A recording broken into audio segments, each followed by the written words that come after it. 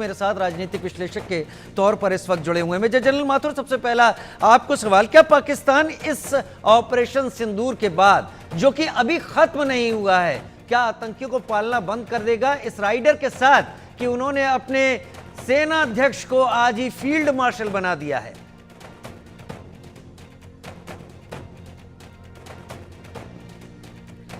Sir unmute कर लें sir खुद को। हाँ राजीव, मैं ये कह रहा था, अभी आवाज आ रही है मेरी? जी हाँ राजीव, मैं ये कह रहा था आपको कि थोड़ा सा हम इतिहास का एक पन्ना पलटते हैं। पिछली बार जब किसी chief of the army staff को फील्ड मार्शल बनाया गया था, वो 1965 की हार के बाद अयूब खान फील्ड मार्शल बने थे, और कुछ दिनों में उन्होंने सत्ता को परिवर्तित करके और मार्शल लॉ लगा दिया, खुद चीफ मार्शल लॉ एडमिनिस्ट्रेटर बन गए और एक नया चीफ बना करके आर्मी में कर दिया।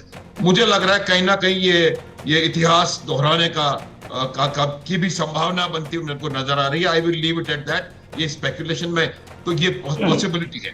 दूसरी बात, जहां तक सवाल पाकिस्तान का आतंक परस्त होने का है, देखो राजीव, पाकिस्तान आज आतंकवादी पाकिस्तान के द्वारा नहीं पाले जा रहे हैं, कहीं ना कहीं पाकिस्तान को आतंकवादी कंट्रोल कर रहे हैं, पाल रहे हैं। उनको उनसे निजात पाना बहुत ज्यादा मुश्किल है पाकिस्तान के लिए। और दूसरा एक और बात मैं कहना चाहूंगा, वो ये है कि पाकिस्तान की आर्मी स्वयं एक बहुत ज्यादा रेडिकलाइज्ड, और ये कहा जा सकता है कि एक आतंकवादी आर्मी खुद है। तो आप वो जिस देश की आर्मी आतंकवादी हो और उसके ऊपर भी आतंकवादियों का कंट्रोल हो, तो वो मुझे नहीं लगता कि इतना आसान उनके लिए होगा, और वो परेशानी से गुजरते रहेंगे। ये बात आप समझ लें।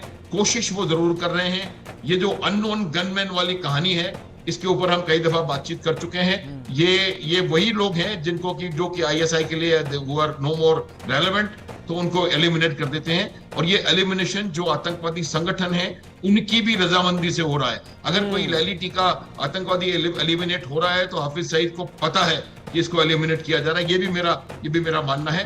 तो मेरा जहां तक सवाल है, पाकिस्तान अपनी इन हरकतों से बाज नहीं आएगा, लेकिन अगर उन्होंने भारत में इस बार कुछ करने का प्रयास किया तो उनको जवाब जो है वो बहुत ज्यादा मिलेगा। अभी आप ये कह रहे थे राजीव कि पाकिस्तान को बहुत सबक सिखाया जाए। सबक हम सिखा चुके हैं।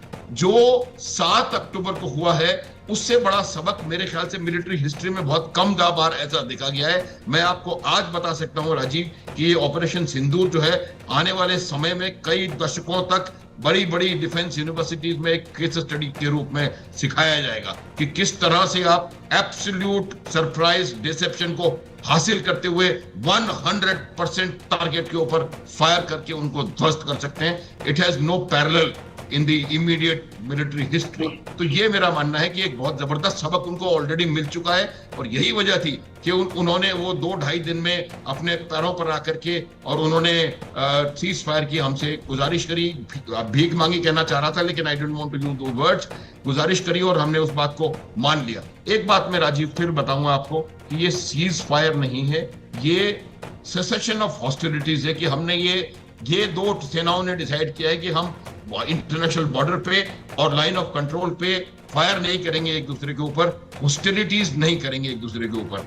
सीज फायर जब होता है तो उसके एग्रीमेंट होता है, उस एग्रीमेंट की शर्तें होती हैं, और वो सीज फायर जब होना होगा तो वो एग्रीमेंट किया जाएगा और उनकी शर्तें स्पेल आउट होंगी, और उस शर्तों में हम उनको कहेंगे कि अगर आपने ये किया तो ये होगा, ये किया तो ये होगा।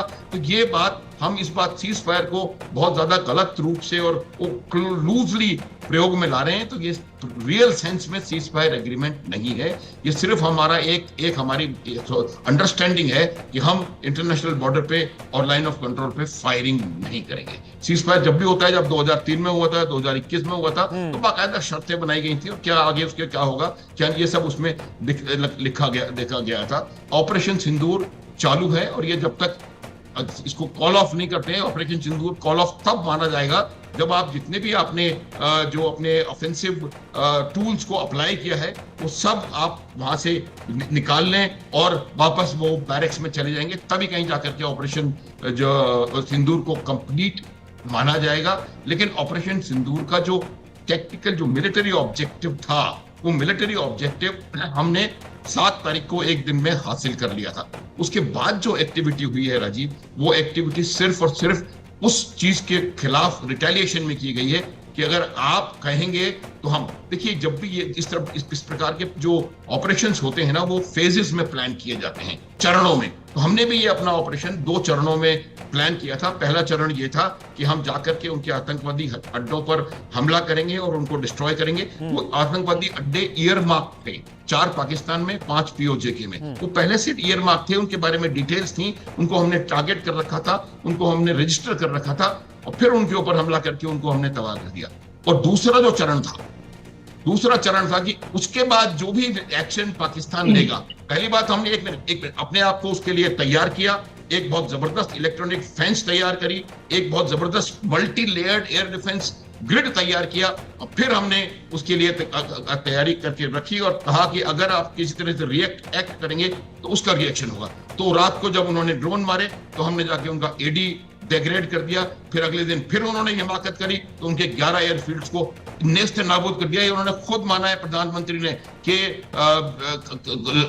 कई सारे एयरफील्ड जो हैं वो बिल्कुल पूरी तरह से नेस्त नाबूद हो गए। तो मेरा यह मानना है कि पूरा एक जबरदस्त कॉम्प्रिहेंसिव ब्लो मिलिट्री लैंग्वेज में हमने उसको ब्लो उनके ऊपर डिलीवर किया है और अब उनकी परिस्थिति जो है वो बहुत ज्यादा खराब है। और बिगेस्ट टेक अवे है कि पाकिस्तान का जो न्यूक्लियर सेबर रेटलिंग का जो उनका बोगी था, जो उनका ब्लफ था, वो मुझे लगता है कहीं ना कहीं वो पूरे हमेशा के लिए वो ब्लफ खत्म हो गया है। हम आज से पहले इसके इतने बड़े स्केल पे क्यों नहीं रिएक्ट कर पाए थे, उसका एक बहुत बड़ा कारण पाकिस्तान का न्यूक्लियर ब्लफ था। चाहे वो 93 हो और उसके बाद लगातार कई सारे ऐसे इवेंट्स हुए भारत में जो इस बात के लिए एडिक्वेट थे कि उनका एक बहुत सॉलिड रिस्पांस दिया जाए, लेकिन हम नहीं कर पाए क्योंकि हमारे दिमाग में कहीं ना कहीं वो पाकिस्तान के न्यूक्लियर ब्लफ का प्रेशर था। वो न्यूक्लियर ब्लफ का pressure once and for all खत्म कर दिया गया है। वंस एंड फॉर ऑल खत्म कर दिया गया है न्यूक्लियर ब्लफ का प्रेशर। और इसके बाद भारत एक नए रूप में सामने